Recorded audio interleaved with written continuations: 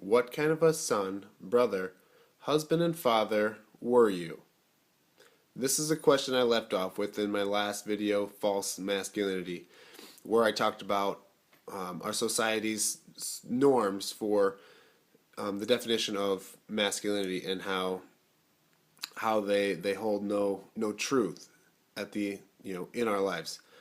So today I want to talk about what I've come up with as a definition from my research of what it means to be a man. And that definition is it's about relationships and a cause. So I'll break it down.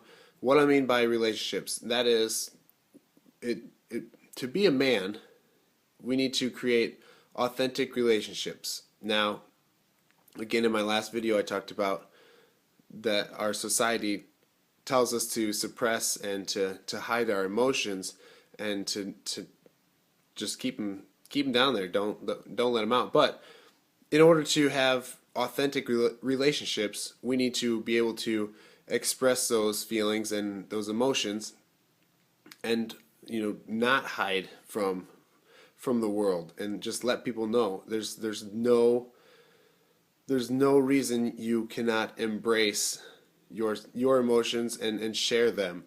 And a lot of people think that men don't cry. That's false.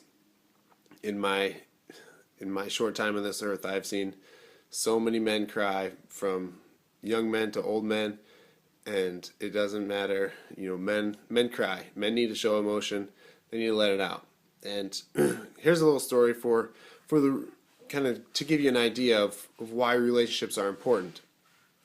On September 11th, in 2001, it was the day the United States had terrorism on the World Trade Center, and the planes crashed into the buildings, and the buildings fell.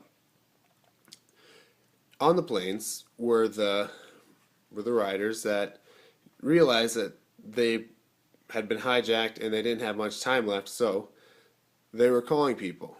And the people they were calling, the three most common words that they were telling those people was, "I love you."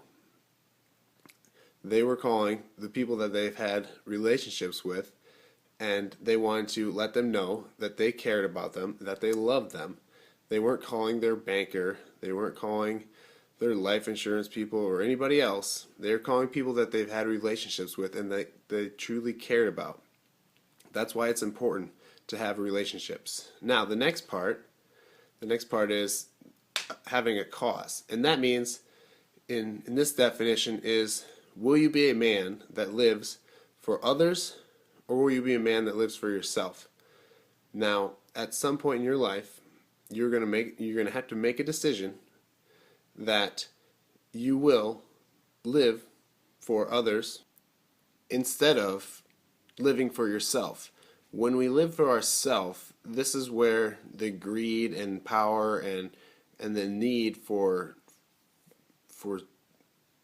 the use of girls and sexual activity with as many people as you want or can have, this is where living for yourself, this is where these social norms and the definition given to us by the social norms comes from.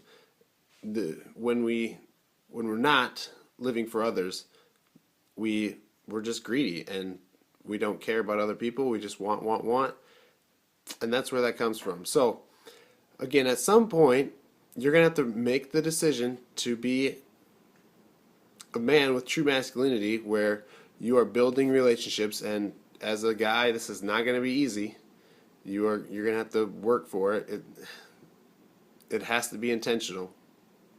And when you make that decision, you have to practice and strive for and work towards becoming a better man, becoming the man that you should be. And again, it won't be easy, but it's definitely doable, and it takes time. Just slowly and patiently let yourself go, let yourself share and show your emotions, and start to live for other people. When you see someone that needs hurt or needs help, not hurt, don't hurt them, needs help, then go help them. It doesn't matter what it is. You are out there to seek justice, to help the needy, to encourage the oppressed. And that's what it means to be a man living for others. So this is the definition that I have come up with to be a man. It's about relationships and having a cause, and that cause is living for others. So I will leave you with this question. In the last video, I left you with a question that you can ask yourself at the end of your life. So I'm going to leave you with a question that you can ask yourself now. What kind of a son, brother, husband, and father will you be?